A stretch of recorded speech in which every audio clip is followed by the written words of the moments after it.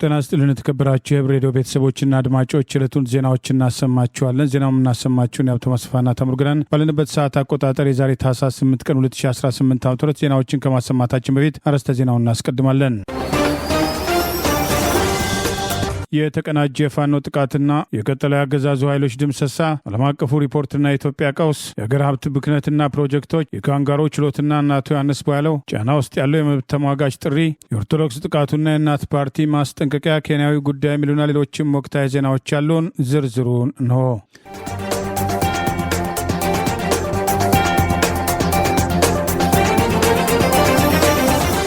መርሳ ከተማ ዙሪያ ባደረገው የተቀናጀ ጥቃት በጠላት ላይ ድል መቀዳጀቱን የአማራ ፋኖ ብሔራዊ ኃይል ምስራቅ አማራ ቀጠና ምኒልክ ዕዝ አስታወቀ። በሌሎች ግንባሮችም ጥቃቱ ተጠናክሮ ቀጥሏል።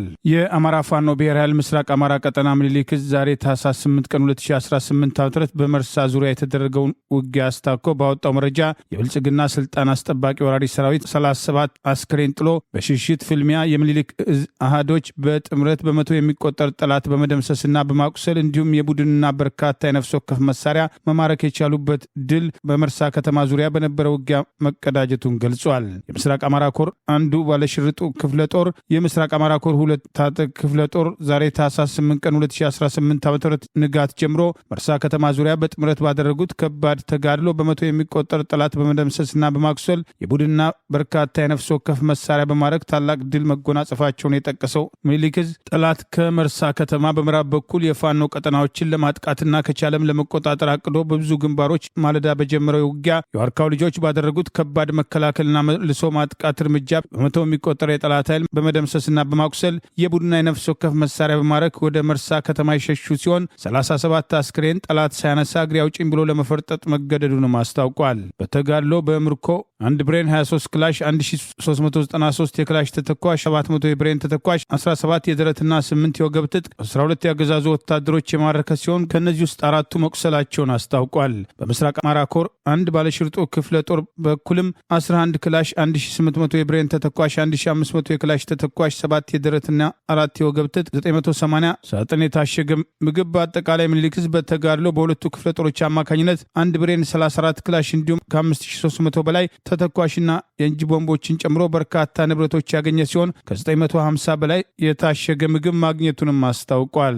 ይህ በእንዲህ እንዳለ በዚሁ ቀጠና የምኒልክ ዕዝ ልዩ ዘመቻ ቆቦ ከተማ ዙሪያ ባደረገው ከባድ ተጋድሎ ድል ማስመዝገቡን ምኒልክ ዕዝ ገልጿል። የዕዙ ልዩ ዘመቻ አሃድ ቆቦ ከተማ ዙሪያ ልዩ ስሙ ካራኤላ የተባለ ቦታ ላይ መሽጎ ባለው የጠላት ላይ ትናንት ታህሳስ 7 ቀን 2018 ከጠዋቱ 3 ሰዓት ጀምሮ እስከ ምሽት 1 ሰዓት ድረስ በተደረገ ተጋድሎ ከ30 በላይ የአብይ አገዛዝ ስልጣን አስጠባቂ ወራሪ ሰራዊት በመደምሰስና በማቁሰል ከባድ ሰብአዊና ቁሳዊ ኪሳራ በጠላት ላይ ማስመዝገቡን ጠቅሷል። ቆቦ ከተማ ዙሪያ ካራኤላ የተባለ ቦታ ላይ መሽጎ ያለ ጠላት ወደ በዋ ሚካኤል እስከ ተኩለሽ ለመቆጣጠር በማሰብ ማጥቃት ያደረገ ሲሆን ልዩ ዘመቻዎቹ በአግባቡ በመከትና መልሶ ማጥቃት በማድረግ እስከ ቆቦ ከተማ ጫፍ ድረስ ተከትለው በመምታት ከባድ መሳሪያን ጨምሮ ጠላት ይዞ እንዲሸሽ ማድረጋቸው ተጠቅሷል። በልዩ ዘመቻ ከባድ ሰብአዊና ቁሳዊ ኪሳራ የደረሰበት ጠላት እንደተለመደ የበቀል አፈሙዙን ወደ ንጹሐን በማዞር ሞርታርና መድፍ በደመነፍስ በማስወንጨፍ የንጹሐን ሕይወት መቅጠፉን ይኸው መረጃ ጠቅሷል።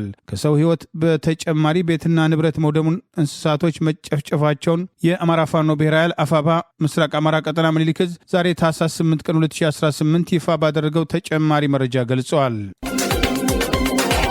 ኢትዮጵያ በሚቀጥለው የፈረንጆቹ አዲስ ዓመት 2026 የተባባሰ የሰብአዊ ቀውስም ይደርስባቸዋል ተብለው ከተዘረዘሩ 20 የዓለማችን አገራት መካከል በአራተኛ ደረጃ ላይ መስፈሯም ተገለጠ።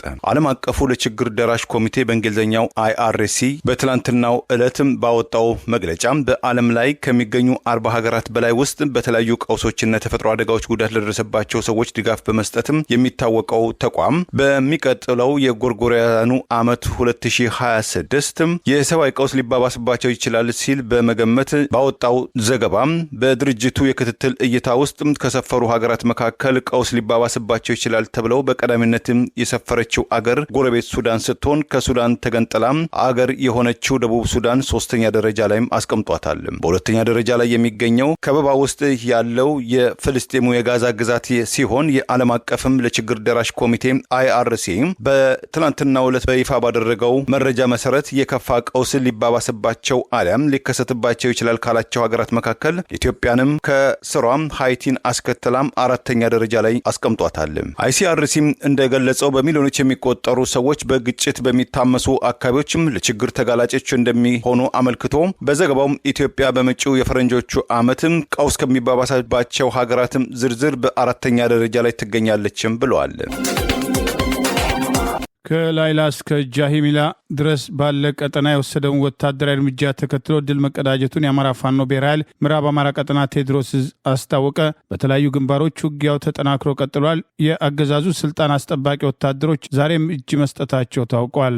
የአማራ ፋኖ ብሔራዊ ኃይል ምዕራብ አማራ ቀጠና ቴዎድሮስ ዛሬ ታህሳስ 8 ቀን 2018 ዓ.ም የነበሩ ውጊያዎችን አስታኮ ባወጣው መረጃ በዛሬው ዕለት የቴዎድሮስ 105ኛ ኮር 66ኛ ክፍለ ጦር አንደኛ ሻለቃ ከይላላ እስከ ጃሂማላ ሰፊ ቀጠና በሸፈነ አውደ ውጊያ በጠላት ላይ ከፍተኛ ሰብአዊና ቁሳዊ ኪሳራ ማድረሱን አስታውቋል። በዚህ ውጊያ ከ20 በላይ የጠላት ኃይል ሲደመሰስ በርካቶች መቁሰላቸውን የ105ኛ ኮር 66ኛ ክፍለ ጦር ህዝብ ግንኙነት ዋቢ በማድረግ ቴዎድሮስ ባወጣው በዚሁ መረጃ አስታውቋል።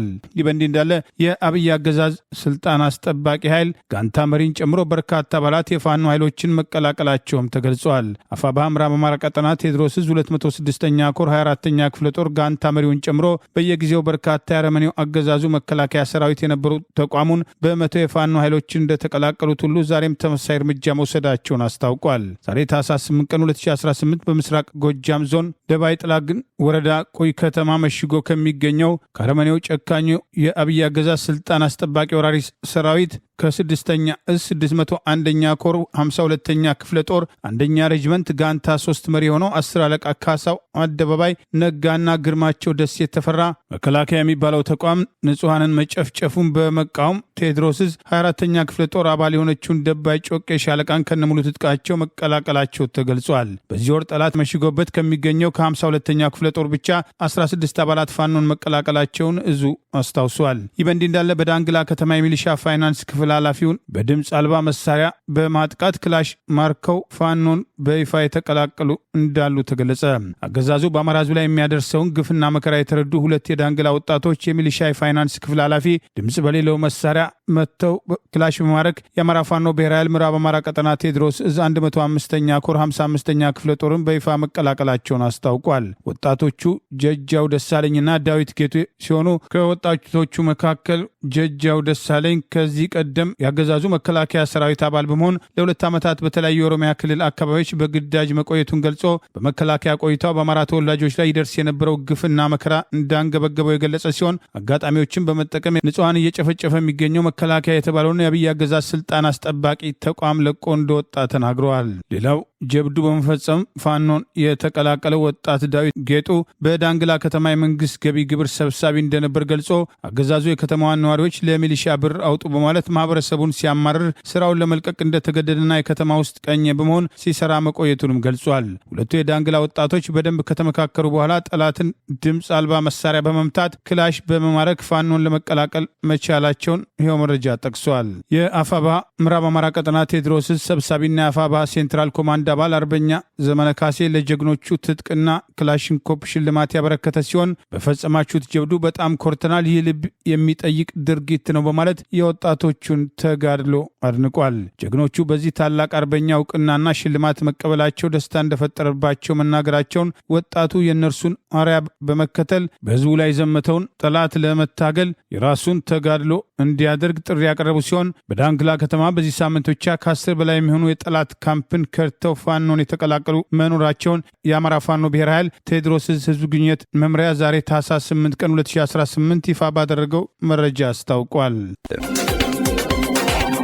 በኢትዮጵያ ውስጥ ፕሮጀክቶቹ ከተጠናቀቁ በኋላም ከ1 እስከ 3 ዓመታት ለሚሆን ጊዜ በየዓመቱ በጀት ሲመደብላቸው መቆየቱን የተመለከተው የፌዴራሉ ዋና ኦዲተር መስሪያ ቤት ከቀረቡለት የኦዲት ሪፖርት ያረጋገጠው የህዝብ ተወካዮች ምክር ቤት ጉዳዩ በአስቸኳይ ተመርምሮ ሪፖርት እንዲደረቅለት አሳሰበ። በህዝብ ተወካዮች ምክር ቤት የመንግስት ወጪ አስተዳደር ቁጥጥር ጉዳይ ኮሚቴ በአገር የልማት ፕሮጀክቶች የክትትልና የቁጥጥር ስርዓት ላይ የፌዴራሉ ዋና ኦዲተር ያካሄደውን የክንዋኔ ኦዲትና እና በኦዲቱ የተገኙ ክፍተቶችን መሰረት አድርጎ ጉዳዩ ከሚመለከተው የፕላን ልማት ሚኒስቴር ከፍተኛ አመራሮች ጋር ባለፈው ሐሙስ ታህሳስ 2 2018 ዓ.ም ውይይት ያካሄደም ሲሆን የቋሚ ኮሚቴው ሰብሳቢ የዶክተር የሽመቤት ደምሴም የፌዴራል ዋና ኦዲተር የክንዋኔ ኦዲት ግኝት መሰረት በማድረግ የአዋጭነት ጥናትም ሳይጠና በጀት የተመደበላቸው ፕሮጀክቶች መኖራቸውን የፋይናንስና የፊዚካል ሪፖርት የማይቀርቡና በተቀመጠላቸውም ጊዜና በጀትም ያልተጠናቀቁ ፕሮጀክቶች መኖራቸውን በመጥቀስ ሚኒስትሩ ይህንን ለማስተካከል የወሰደውን እርምጃም ጠይቀዋል። በዚህም በተጨማሪም ተጠናቀው ስራ ሊጀምሩ ፕሮጀክቶች በጀትም ሲመደብ መቆየቱን በመግለጽ ይህ እንዴት ሊሆን እንደቻለ ሚኒስተሩ ማብራሪያ እንዲሰጥበትም ጠይቀዋል። የፌዴራሉ ዋና ኦዲተር ባለፈው ዓመት የኦዲት ግኝት ሪፖርቱን ለሕዝብ ተወካዮች ምክር ቤት ማቅረቡን የሚታወስ ሲሆን የክንዋኔ ኦዲት ካደረገባቸው ተቋማት አንዱ የፕላን ልማት ሚኒስቴር ነበር። በዚህም የክንዋኔ ኦዲት ሪፖርት ላይ ናሙና በመውሰድ ኦዲት ካደረገባቸው የመንግስት ፕሮጀክቶች ውስጥ በሁለት ዩኒቨርሲቲዎች የተገነቡ በርካታ ፕሮጀክቶችም ተጠናቀው ስራ ከጀመሩ ከ1 ዓመትም እስከ 3 ዓመታት የቆዩ ቢሆኑም ነገር ግን ለነዚህ ፕሮጀክቶች በየዓመቱ በጀት ሲመደብ እንደነበረም በኦዲት ሪፖርቱ ላይ ተረጋግጧል። የተጠቀሱትም ዩኒቨርሲቲዎችም ዋቻሞ ዩኒቨርሲቲና ወላይታ ሶዶ ዩኒቨርሲቲም ሲሆኑ ከተጠናቀቁ ከ1 ዓመት እስከ 3 ዓመታት ለሆናቸው ፕሮጀክቶች ከ2013 እስከ 2016 ዓ.ም ባሉት ዓመታት ውስጥ በድምሩ 2.96 ቢሊዮን ብር በጀት መመደቡን በጀቱም ለተባለለት ፕሮጀክቶች አለመዋሉን የኦዲት ሪፖርቱም አጋልጧል። ከዚህም በተጨማሪ በጀቱ ለተጠናቀቁ ፕሮጀክቶች የተመደቡ መሆኑ ታውቆ ለገንዘብ ሚኒስቴር እንዲመለስ አለመደረጉን ከገንዘብ ሚኒስቴር ከዩኒቨርሲቲዎቹም በተገኘው የአይቤክስ መረጃ የዶክሜንት ክላስና የአካል ምልከታ መረጋገጡን ተጋልጧል። በሌሎች 5 ዩኒቨርሲቲዎችም ለቀረቡ ፕሮጀክቶች በአጠቃላይ 1.1 ቢሊዮን ብር በጀት ተለቆ እንደነበረ የተገለጸ ሲሆን ነገር ግን የተለቀቀው በጀት ለተባሉት ፕሮጀክቶች ማስፋፊያም አለመዋሉን በኦዲት ሪፖርቱ ላይ ተመልክቷል። በአማራ ማንነታቸው ሳቢያ የታሰሩ የህሊናና የፖለቲካ እስረኞች መካከል የምክር ቤት አባላቱ እና አቶ ዮሐንስ ባለው ዛሬ ፍርድ ቤት ቀርበዋል። ከመጋረጃ ጀርባ ይመሰክራል የተባለው ምስክር ጉዳይ ዛሬም አጨቃጫቂ ሆኗል። በአማራ ማንነታቸው ሳቢያ በስር ላይ ከሚገኙ የህሊናና የፖለቲካ እስረኞች መካከል የምክር ቤት አባሉ አቶ ዮሐንስ ባለው መዝገብ የተካተቱ የህሊናና የፖለቲካ እስረኞች ዛሬ ፍርድ ቤት የቀረቡ ሲሆን በህመም ምክንያት እየተገኘ ካልሆነው ከአማራ መለሰ በስተቀር አቶ ዮሐንስን ጨምሮ 15 የህሊናና የፖለቲካ እስረኞች ዛሬ ታህሳስ 8 ቀን 2018 በፌዴራል ከፍተኛ ደረጃ የህገ መንግስትና ጸረ ሽብር ጉዳይ ችሎት በተባለው መቅረባቸውን አውሎክሰን አንድነት በላከው ዘገባ ጠቅሷል። መዝገቡ የተቀጠረው ከመጋረጃ ጀርባ ይመስክር የተባለው ይታያል በሩቁ የተባለው ምስክር ለመስማት ሲሆን ይህ ምስክር በግልጽ ችሎት ቀርቦ ሊመሰክር ይገባል በሚል የተከሳሾች ጠበቆች ጉዳዩን እስከ ፌዴራል ጠቅላይ ፍርድ ቤትና ሰበር ሰሚ ችሎት ቢወስዱትም ይግባኙ ውድቅ ተደርጎ ይመስክር ተብሎ የተፈቀደለት ቢሆንም በዚህ መሰረት በዕለቱ ከመጋረጃ በስተጀርባ የሚከናወኑ የምስክር ሂደት ለመከታተል የህዝብ ተወካዮች ምክር ቤት አባላት መካከል ዶክተር ደሳለኝ ጫኔና አቶ አበባው ደሳለው እንዲሁም የአማራ ክልልና የፌዴራል የምክር ቤት አባል አቶ ሀብታሙ የተባሉትን ጨምሮ የተከሳሽ ቤተሰቦችና ሌሎች የችሎት ታዳሚዎች በችሎት የተገኙ ቢሆንም ምስክሩ ከመሰማቱ በፊት በጠበቆች በኩል ችሎቱ ምስክሩ ስለመቅረቡ በአይኑ ተመልክቶ ሊያረጋግጥና አቃቢ ህግም ሆነ ሌላ አካል አብሮት እንዳይቀመጥ ይልቁንስ ከአጠገቡ አንድ ዳኛ ተቀምጦ ሊከታተል ይገባል በማለት አቤት ብለዋል። ዘመናዊ ቴክኖሎጂ በመሆኑ የአርቲፊሻል ኢንቴሊጀንስ ጊዜ ስለሆነ ምስክሩ ፊት ለፊት ሳይቀርብ ከርቀት ሆኖ ላለመመስከሩ ፍርድ ቤት በምን ያረጋግጣል? ምስክሩ ከበስተጀርባ ስለመኖሩ በምን እናውቃለን? ቃለ መሐላስ እንዴት ይፈጽማል? የሚሉ ጥያቄዎች ቀርበዋል። በተመሳሳይ ምክር ቤት አባሉ አቶ ክርስቲያን ታደለ ምስክሩ ትክክለኛና ቃሉን የራሱ ስለመሆኑ እንዴት ይታወቃል? ተጽፎ ተሰጥቶት እያነበበ ላለመሆኑ እንዴት ይታወቃል? ከፍ ሲል ደግሞ ከሳሽ አቃቢ ህግ ራሱ ምስክር ሆኖ ላለመቅረቡ በምን እናውቃለን? ሲሉ ምስክሩ በእውነት ከመጋረጃ ጀርባ መኖሩን እንዲረጋገጥ ጠይቀዋል። ይህን ቅድመ የምስክር መብት ጥያቄ ተከትሎ በችሎት ተሰይመው የነበሩት ሶስቱ ዳኞች ፈይሳ በዳዳ፣ የመሃል ዳኛው ጌትነት መዲና፣ የግራ ዳኛውና አስራት እሸቱ የቀኝ ዳኛ ከችሎት ወጥተው ለ2 ሰዓት ገደማ ከቆዩ በኋላ ተመልሰው ወደ ችሎት የገቡ ሲሆን የተከሳሽ ጠበቆችና አቃቢ ህግ ባህሩ ይፍሩና አዲሱ ግዛው በዕለቱ የቀረቡ ሲሆን ምስክሩ መምጣቱን አረጋግጠናል። የቀኝ ዳኛ አስራት እሸቱ ደግሞ ከጎኑ ተቀምጠው ሂደቱን የሚከታተሉ ይሆናል። ሂደቱ ግን ከቀኑ 7 ሰዓት ይቀጥላል በማለት በቀጠሮ የተራዘመ ሲሆን ከሰዓት በኋላ እንዳሉት ሳይሆን ከቀኑ 8 ሰዓት 7 ከ20 ተሰይመው ምስክሩን መስማት ጀምረዋል። አቃቤ ካሁን ቀደም ምስክሩ በሁሉም ተከሳሾች ላይ ያስረዳልኛል ያለ ሲሆን በዕለቱ ግን የተናገረው ከመጋረጃ ጀርባ መስካሪው በአቶ ክርስቲያን ታደለ ላይ ስለመሆኑ የገለጸ ሲሆን አቃቤ ካሁን ቀደም ምስክሩ በሁሉም ተከሳሾች ያስረዳልኛል ብሎ የነበረ ቢሆንም ዛሬ ግን በአቶ ክርስቲያን ታደለ ላይ ብቻ ያሰማል ማለቱ ምስክሩ የአቶ ክርስቲያን ታደለ ለጎጃም ፋኖ ገረመው ወንዳወቅ ብርጌድ ለሻለቃ 2 መሪ ስልክ ደውሎ አይዟችሁ በሚል ስለማበረታታቸው አንድ አባል ነግሮናል፣ ነገር ግን መቼ እንደደወሉ አላወኩም ሲል የሰሚ ቃሉን የተናገረ ሲሆን አባሉ ይህን የነገረን ሐምሌ 7 ቀን 2018 ጎጃም መከላከያ ትጥቅ ሊያስፈታ መጥቷል በመባሉ ጦርነት ገጥመን ከሰነበትን በኋላ ከቀኑ 11 ሰዓት እረፍት ላይ እያለን ነው ሲል ተናግሯል። ይህን ተከትሎ በጠበቆች በኩል መስቀለኛ ጥያቄ፣ በአቃቤ ሕግ ድጋሚ ጥያቄዎች እንዲሁም በዳኞች በኩል የማጣሪያ ጥያቄ የቀረበ ሲሆን ምስክሩ ለነዚሁ ምላሽ መስጠቱን አውሎክሰን አንድነት በላከው በዚህ ዝርዝር ዘገባ ጠቅሷል። ችሎቱ ተከሳሾች የሰነድ ማስረጃ አስተያየት ይዘው እንዲቀርቡ ሲል ለጥር 8 ቀን 2018 ዓ.ም ተለዋጭ ቀጠሮ የሰጠ ሲሆን የቅሊንጦ ማረሚያ ቤት ተከሳሾች አቃቤ ሕግ የሚሰጣቸውን ሲዲ እንዲያደምጡ ምቹ ሁኔታ እንዲፈጠርላቸውም ትዕዛዝ መሰጠቱ ታውቋል። ከእናቶ ዮሐንስ ቦያለው መዝገብ በተጨማሪ ሌሎች የፖለቲካ እስረኞች ሰይፈ ወይንሸት ማሞና ገዛኝ ጥላሁን ታምራት ዛሬ ፍርድ ቤት የቀረቡ ሲሆን ለሰይፈ ወይንሸት አዲስ ተሻሻለ የተባለው ክስ የተሰጠው ሲሆን ለገዛኝ ጥላሁን ታምራት በዋስትና ጉዳይ ላይ ክርክር ለማድረግ ቀርቦ እንደነበር ታውቋል።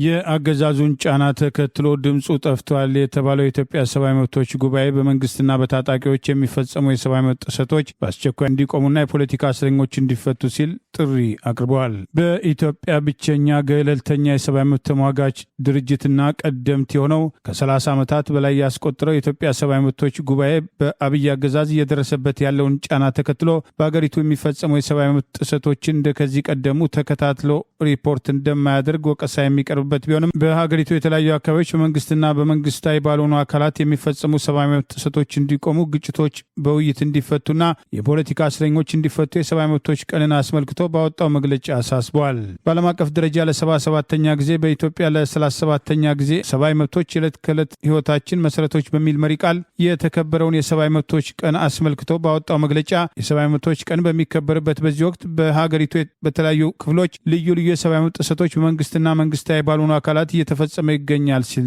ጠቅሷል። በአገሪቱ የተወሰኑ ክፍሎች ባለው ግጭት በሰዎች ላይ በሚፈጸሙ ጥቃቶች ምክንያት በርካቶች ለሞት፣ አካል ጉዳት፣ ለእገታ፣ ለመፈናቀል፣ ለንብረት ውድመትና ለሌሎች ዘርፈ ብዙ የሰብአዊ መብት ጥሰቶች ተጋልጠዋል በማለት በድፍኑ የጠቀሰው ኢሰመጉ ከዚህ ቀደም የሚደርሱ ዝርዝር የሰብአዊ መብት ጥሰቶችን ከጥቃት አድራሾቹ ጭምር ኃላፊነታቸውን ጠቅሶ ሪፖርት ያወጣ የነበረ ቢሆንም ይህንን ማድረግ አለመቻሉ በዚህ የሰብአዊ መብት ቀንን አስታኮ ባወጣው መግለጫ ተስተውሏል። የሰሜኑን ጦርነት በሰላም ለመፍታት የፕሪቶሪያ ስምምነት የተደረገ ቢሆንም ተፈናቃዮች ወደ ቀያቸው አልተመለሱም። ትጥቅ ከማስፈታትና ከሽግግር ፍትህ ጋር የተያዙ ነጥቦች ሙሉ በሙሉ ባለመተግበራቸው ዜጎች አሁንም ለችግር ተጋልጠዋል ያለ ሲሆን መንግስት የዜጎችን መብት የማስከበርና የማስከበር ህገ መንግስታዊ ግዴታ በአግባቡ ባለመወጣቱ ምክንያት በአገሪቱ ሰብአዊ መብቶች አያያዝ ላይ የሚፈለገው መሻሻል ሊታይ እንዳልቻለ፣ በዚህም በአማራ ክልልና በኦሮሚያ በተወሰኑ አካባቢዎች ቀጥሎ ባለው ግጭት ከፍተኛ የሆነ ሰብአዊ መብት ጥሰቶች ተባብሰው ቀጥለዋል በማለት በድፍኑ ገልጿል። ኢሰመጉ ለተፈጠሩ ችግሮች መፍትሄ እንዲሆን መንግስትም ሆነ በግጭት እየተሳተፉ ያሉ ታጣቂ ኃይሎች ለግጭት መነሻ የሆኑ ልዩነቶችን የኃይል አማራጭን በመተው በጠረጴዛ ዙሪያ በሰላማዊ ንግግር እንዲፈቱ ለተጀመሩ የሰላም ንግግሮች ቅድሚያና ትኩረት እንዲሰጡ ሲል ጥሪ አቅርበዋል። ኢሰመጉ የአገር ሽማግሌዎች፣ የፖለቲካ ፓርቲዎች፣ የሲቪክ ማህበራትና መገናኛ ብዙሃን ለሰብአዊ መብቶች መከበርና ለዘላቂ ሰላም ግንባታ የበኩላቸው እንዲወጡ፣ የታሰሩ ሁሉም የፖለቲካ እስረኞች እንዲፈቱ ጥያቄ አቅርበዋል። ኢሰመጉ ከዚህ ቀደም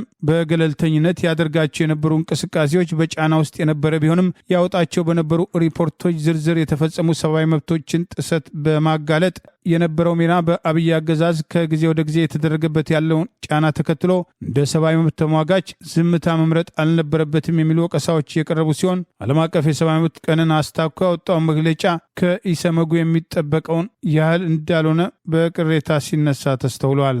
የአብይ አገዛዝ በአማራ ህዝብ ላይ የከፈተውን ጦርነት ተከትሎ ዓለም አቀፍ የጦር ወንጀልና በሰው ልጆች ላይ የተፈጸሙ ከፍተኛ ሰብአዊ መብት ጥሰቶችን የሚያረጋግጡ ከፍተኛ ወንጀሎች እየፈጸመ ቢሆንም ኢሰመጉና በአገዛዙ ቁጥጥር ስር ያለው የኢትዮጵያ ሰብአዊ መብቶች ኮሚሽን እየተካሄደ ያለውን ጦርነት አይተው እንዳላዩ በመሆን ዝምታ መምረጣቸው በወቀሳ ሲነሳ ቆይተዋል። የአሜሪካው ፕሬዝዳንት ዶናልድ ትራምፕ የአሜሪካውያንን ደህንነትን ለመታደግ በማለትም በማደግ ላይ ባሉ 15 ሀገራት ላይ ተጨማሪ የጉዞ እገዳ መጣላቸው ተሰማ። በመጪው አዲሱ የፈረንጆቹ ዓመትም ጥር ወይም ጃንዋሪ 1 2026 ጀምሮ በአፍሪካውያኖቹ ቡርኪና ፋሶ፣ ማሊ፣ ኒጀር፣ ደቡብ ሱዳንና መካከለኛው ምስራቅም አገራት በሶሪያና በፍልስጤም ራስ ገዝ ላይ ሙሉ የአሜሪካ ጉዞ እገዳም ይጣላልም ተብሏል። ቀደም ሲል በአሜሪካ አስተዳደር ከፊል እገዳ የተጣለባቸው ላኦስናም ሴራሊዮን የሙሉ እገዳም ሰለባ የሆኑ ሲሆን ከዚህ በተጨማሪም አንጎላም፣ አንቲጓም፣ ባርቡዳም፣ ቤኒን፣ አይቬሪ ኮስት፣ ዶሚኒካም፣ ጋቦን፣ ጋምቢያም፣ ማላዊ፣ ሞሪታኒያም፣ ናይጄሪያም፣ ሴኔጋል፣ ታንዛኒያም፣ ቶንጋም፣ ዛምቢያና ዚምባብዌም ጨምሮ 15 ሀገራትም ከፊል የአሜሪካ የመግባት ክልከላ የተጣለባቸው አገር መሆናቸውን የአሜሪካ መንግስት ዛሬ አስታውቋል። ከነዚህ ሀገራት ወደ አሜሪካ በጉብኝት ወይም በኢሚግሬሽን መልክ የሚመጡ ዜጎች የጉዞ ማዕቀብም ተጠቂዎችም ይሆናሉም ተብሏል። የአሜሪካ አስተዳደር ለዚህ ክልከላው በምክንያትነት ካቀረባቸው ነጥቦች መካከል በአገራቱ ይታያሉ ያለውን የተንሰራፋ ሙስና፣ ማጭበርበር ወይም አስተማማኝ ያልሆኑ የጉዞ ሰነዶች ዜጎቻቸው ወደ አሜሪካ ለመግባትም ውስብስብ ያደርጓልም ብለዋል።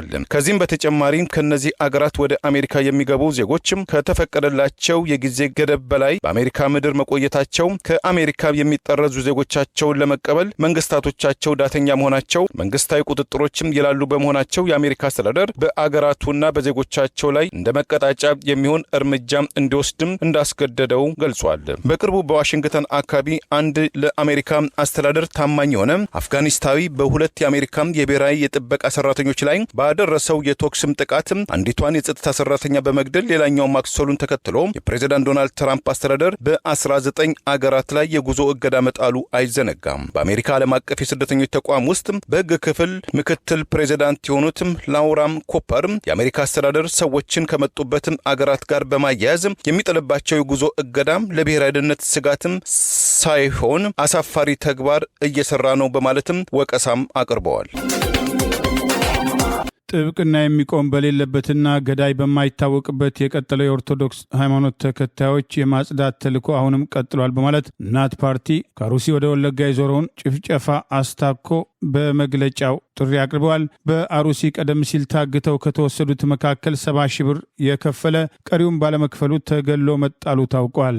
በተለያዩ የሀገራችን አካባቢዎች በኦርቶዶክስ እምነትና ንጹሐን ዜጎች ላይ የተጀመረው የማጽዳት ዘመቻ ከአሩሲ ወደ ወለጋ ፊቱን በማቅናት የሆሩ ጉድሩ ወለጋ ሀገረ ስብከት ስራ አስኪያጅ መልካ ኤዶም፣ ቀሲስ ድጉማን ኡፋና ቀሲስ ደሳለኝ ነምሳ በዓል ለማክበር በወጡበት ከዳር 21 ቀን 2018 ጀምሮ ሻምቡ መግቢያ አካባቢ ታግተው ቅዳሜ ታህሳስ 4 ቀን 2018 በአጋጆች መገደላቸውን በአባትነት በተመላለሱበት ምድር የቀብር አፈር ተነፍገው አስክሬናቸው እንዳልተቀበሩ ከቦታው ለማረጋገጥ ችለናል በማለት እናት ፓርቲ ዛሬ ታህሳስ 8 ቀን 2018 ባወጣው በዚሁ መግለጫ ጠቅሷል። አሁንም ገዳዮች ላለፉት 7 ዓመታት የሚገድሉበት የዳቦ ስም ታጣቂዎች ናቸው በሚል መሸፈኑ ነገሩን አስገራሚም ግራ አጋቢም አድርጎታል ያለ መግለጫ ከቦታው በደረሰን መረጃ መሰረት ግድያውን የፈጸሙት አስክሬንም የከለከሉት በሻምቡ አካባቢ ይንቀሳቀሳል የሚባለው ኦነግ ሸኔ ራሱን አነሰ ብሎ የሚጠራው ኃይል መሆኑን ደርሰንበታል። በከተማ የሚኖሩ በተባባሪነትና በጥቆማም የተሳተፉ ሊኖሩ እንደሚችሉ ፍንጮች ያሉ ሲል አስታውቀዋል። እናት ፓርቲ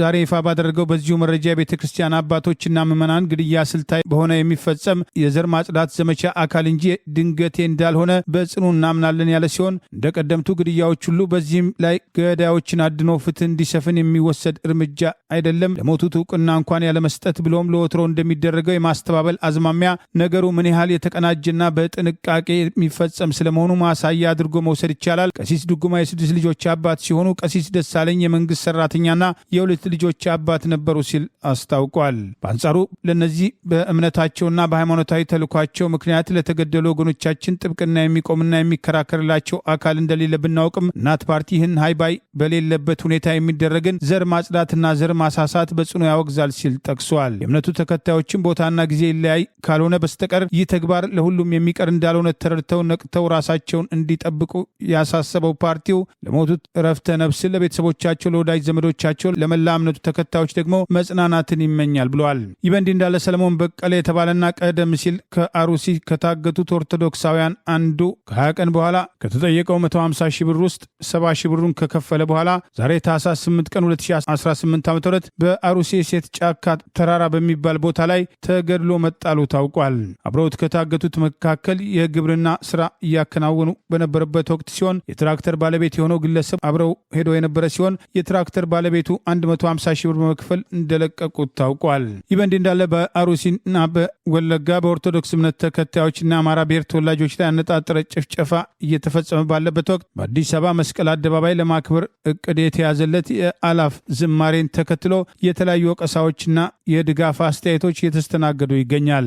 ኦርቶዶክሳውያን በእምነታቸው ሳቢያ ተሳደው እየተገደሉና እየተዋረዱ ባሉበት በዚህ ወቅት የአላፋት ዝማሬ በአደባባይ መካሄዱ ችግሮች እንዳልተፈጠሩ አድርጎ ለአገዛዙ ሁኔታዎችን ለማረጋጋት ለፖለቲካ ጥቅም ሊውል ይችላል የሚል ወቀሳ የቀረበ ሲሆን፣ በሌላ በኩል ሊያጠፉን የተነሱት ኦርቶዶክሳዊነታችንን ይዘን በአደባባይ እንዳንቆም ነው፣ በአደባባይ በስተን መታየት አለብን። የአላፋት ዝማሬ ከአሩሲው ጥቃት ጋር የሚገናኝ አይደለም። በዚህ መድረክ ላይ የአሩሲውን ጭፍጨፋ ለመቃወም የሚቻልበት እድል የለም በማለት በፍርሃት ሳቢያ በኦርቶዶክሳውያን ላይ እየደረሰ ያለውን ጥቃት መቃወም ባይቻልም በአደባባይ ወጥተን ግን ዝማሬ ማሰማት አለብን የሚል አስተያየትም እየቀረበ ይገኛል።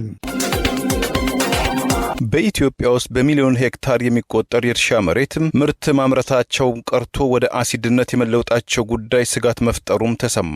ይህንን ብሔራዊ ስጋትም እየሆነ የመጣውን የለም ወይም የእርሻ መሬት ወደ ጨዋማነትና አሲድነት የመለወጥም ችግርን ለመከላከል የግብርና ሚኒስቴር ብሔራዊ የማዳበሪያና የአፈር ጤንነት ተቋም ለማቋቋም እቅድ ቢይዝም እስካሁን ድረስ ውሳኔ አለመሰጠቱም ታውቋል። በ5.1 ሚሊዮን የአሜሪካን ዶላር በጀትም ይንቀሳቀሳል የተባለው አዲሱ የጸረ አፈር አሲድነት ፕሮጀክት በሚሊዮኖች ሄክታር የሚቆጠር የእርሻ መሬቶችን ይታደጋልም ተብሎ ተገምቷል። አዲሱ የጸረ አፈር አሲድ ተቋም በዋነኛነት የአፈር ጥናትንና ኃላፊነትን በማዕከልነት ለማድረግ ለአፈር ምግብ ወይም ንጥረ ነገሮች መቆጣጠሪያ እና የማዳበሪያ አጠቃቀምን በተመለከተ በማዕከላዊነት እንደሚካሄድም ተገምቷል። በግብርና ሚኒስቴር የቅርብ ክትትል ተደርጎለት ራሱን በተቋምነት ይመራል ተብሎ የጸረ አፈር አሲድነት ጥናት ተቋም የገበሬዎችና የግብርና ሚኒስቴር ሸክማቸውን ያቃላልም ተብሎ ሰፊ ግምትም ተሰጥቶታል። በኢትዮጵያ ውስጥ በዓመት ወደ 20 ሚሊዮን ሄክታር መሬት የሚታረስ ሲሆን ከዚህ መካከል ወደ 7.5 ሚሊዮን ሄክታር የሚገመት መሬትም ወደ አሲድነት እየተለወጠ መምጣቱና 3.2 ሚሊዮን ሄክታር የሚገመት መሬትም ለከፍተኛ አሲድነት ተጋላጭ እየሆነ መምጣቱ ይህም በምርትና በምርታማነት እንደዚሁም በምግብ ዋስትና ላይ የጎላም ጎጂ ጉዳትም እንደሚያስከትል ከግብርና ሚኒስቴር አካባቢ የወጡ መረጃዎች ይገልጻሉ። ይህ ስር እየሰደደና አንገብጋቢ የሆነው የአፈር አሲድነት መበራከትን ይቀንሳል የተባለው ተቋምን ለመገንባት ለመንግስት የሚኒስትሮችም ካውንስል ቢቀርብም እስካሁን ድረስም ምክንያቱ ባልታወቀ ሐሳቡ ከመጽደቅ በእንጥልጥል ላይ እንደሆነ ታውቋል። የደቡብ ሱዳን ታጣቂዎች ሳይቀር ጥቃት ሲያደርሱ ቆሞ ሲመለከት የነበረው የጋምቤላ ክልል እና የፌዴራል መንግስት የተባለው በጋምቤላ እየተባባሰ ያለውን የጸጥታ ችግር አስታከው መፍትሄ እንደማያመጡ እየተገለጸ ነው። ክልሉ ዛሬ ባወጣው መግለጫ የጦር መሳሪያ ይዞ በሚንቀሳቀሱ ግለሰቦችና ቡድኖች ላይ አስፈላጊውን እርምጃ ወስዳለሁ ብሏል። ትላንት የተገደሉት የፖሊስ አዛዥ ተከትሎ ዛሬም በከተማው አለመረጋጋትና ተኩስ እንደነበር ታውቋል። በጋምቤላ ክልል በጸጥታ ስራ ከተመደበው የሰራዊት አባላት ውጭ የትኛውም የጦር መሳሪያ ይዞ የሚገኝና የሚንቀሳቀስ ግለሰብ ወይም ቡድን ላይ የጸጥታ ኃይሎች አስፈላጊውን እርምጃ ይወስዳሉ ማለት የክልሉ መንግስት ዛሬ ታህሳስ 8 ቀን 2018 ባወጣው መግለጫ የገለጸ ሲሆን ለዚህ መግለጫ መነሻ የሆነው ትላንት የተገደለው የፖሊስ አዛዡን ተከትሎ ከትላንት እስከ ዛሬ በከተማ ውስጥ ተኩስ እንደነበርና ነዋሪዎች አለመረጋጋታቸውን የሚጠቅሱ መረጃዎች ወጥተዋል።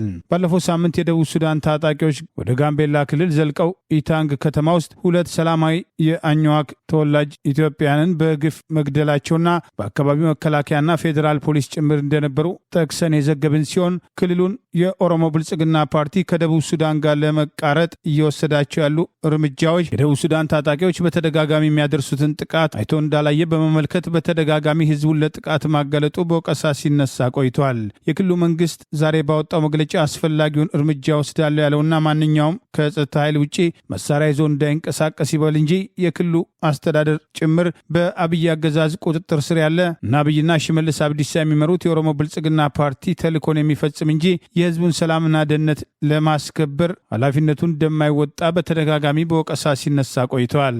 ዛሬ ክልሉ ባወጣው መግለጫ የጸጥታ ችግሩን ትርምስ ሲል የጠራው ሲሆን የክልሉ ህዝብ ሰላም መሆን እንቅልፍ የሚነሳቸው ግጭትና የሰው ሞት የሚያስደስታቸው ያላቸውን በስም ያልጠቀሳቸውን ኃይሎች ተጠያቂ ያደረገ ሲሆን በጋምቤላ ክልል የተለያዩ አካባቢዎች የጸጥታ መደፍረስና ግጭት ይከሰት እንደነበር የጠቀሰው መግለጫ የዜጎችን በሰላም የመኖር መብት ለማረጋገጥ መንግስት ያመራር ለውጥ አድርገዋል ሲል ይጠቅሳል። በእኩይ ተግባራት ላይ ተሰማርተዋል ያላቸውን በስም ያልጠቀሳቸውን ኃይሎች የጸጥታ አካላትንና አመራር ላይ ኢላማ አድርገዋል በማለት የክልሉ መንግስት በዚሁ መግለጫ ጠቅሶ ወደ ለየለት የህዝቦች እልቂት ለማስገባት የተለያዩ ሙከራዎች ሲያደርጉ ተስተውለዋል በማለት ዛሬና ትላንትና በጋምቤላ በአኝዋክና ኑዌር ብሔረሰቦች መካከል የትላንቱን ጥቃት ተከትሎ መጠነኛ ግጭት መከሰቱንም የሚጠቅሱ ተጨማሪ መረጃዎች ደርሰውናል። በጋምቤላ ከትላንት ማክሰኞ ረፋድ ጀምሮ የተኩስ ልውውጥ እየተካሄደ ሲሆን በጋምቤላ ተኩሱ መነሻ የሆነው የከተማዋ ፖሊስ አዛዥ የሆኑት ኮማንደር ኡማድ ኡጁሉ ላይ ትላንት ረፋድ ግድያ መፈጸሙን ተከትሎ ዛሬም ተኩሱ አለመቆሙና በርካታ ድርጅቶች ተዘግተው መዋላቸው ተጠቅሷል። ከትላንት እስከ ዛሬ በዘለቀው ተኩስ ሳቢያ ለጊዜው ቁጥራቸው ያልታወቀ የከተማ ነዋሪዎች መገደላቸውን፣ የከተማው መደበኛ እንቅስቃሴ የተቋረጠ ሲሆን ባለፈው ሳምንት በጋምቤላ ከተማ ከተፈጸመው ጥቃት በተጨማሪ በኢታንግ ከተማም የደቡብ ሱዳን ታጣቂዎች የሰነዘሩትን ጥቃት ተከትሎ ሰላማዊ ሰዎች መገደላቸውና የክልሉን ጉዳይ የሚከታተሉት የኢትዮጵያ ሀገር አድን ንቅናቄ ምክትል ሊቀመንበር አቶ ኦባንግ ኡማን ድንበር መጠበቅ ያለበት መከላከያ ድንበር እንዳልጠበቀና ሌላው ቀርቶ የደቡብ ሱዳን ታጣቂዎች ጥቃት ሲያደርሱ መከላከያና የፌዴራል ፖሊስ አባላት የተባሉት በአካባቢው እንደነበሩ አንድም እርምጃ ለመውሰዳቸውን ተከትሎ አገሪቱን እየሸጧት ነው በማለት ተቃውሞ ማቅረባቸውን ጠቅሰን መዘገባችን አይዘነጋም። ኢትዮጵያዊቷ አርቲስት ቬሮኒካ አዳነ በምስራቅ አፍሪካ በታንዛኒያ ዳሬ ሰላም እየተካሄደ ባለው የ2025 ዚኮ አፍሪካ አዋርድስ ላይ በ4 ዘርፍ የታጨች ሲሆን ዛሬ ምሽት በአንዱ ማሸነፏ ይፋ ሆኗል። ወጣቷ ኢትዮጵያዊ ድምፃዊ ቬሮኒካ አዳነ በምስራቅ አፍሪካ የኪነጥበብ መድረክ ዛሬ ምሽት በዳሬ ሰላም የተደረገውን የሽልማት ስነስርዓት ተከትሎ በማህበራዊ ገጿ ላይ ከታጨችበት በአራቱ ዘርፍ በአንዱ ዘርፍ ማሸነፏን ይፋ ያደረገች ሲሆን በዚሁ የሽልማት ስነስርዓት ላይ ሙዚቃ እንደምታቀነቅን ታውቋል። ቬሮኒካ በሙዚቃ ስራዎቹ 4 ታላላቅ ዘርፎች ውስጥ ለመመረጥ የበቃች ሲሆን በቅርብ ጊዜ ያወጣችው መጠሪያ ከተሰኘው ተወዳጅ አልበሟ በዚሁ የሽልማት ስነስርዓት ላይ የተወሰኑ ሙዚቃዎቿ እንደምትጫወት ታውቋል። በሽልማት ስነስርዓቱ ላይ ቬሮኒካ አዳነ የዓመቱ ምርጥ ሴት አርቲስት ተብላ መሸለሟ ሌሎችም የአገሯ አርቲስቶች በር የሚከፍትና የኢትዮጵያ አርት ድንበር ተሻግሮ በዚህ መሰል መድረክ ላይ ቀርቦ ማሸነፉ ከአርቲስቷ አልፎ ለአገሯም ክብር መሆኑ ተጠቅሷል።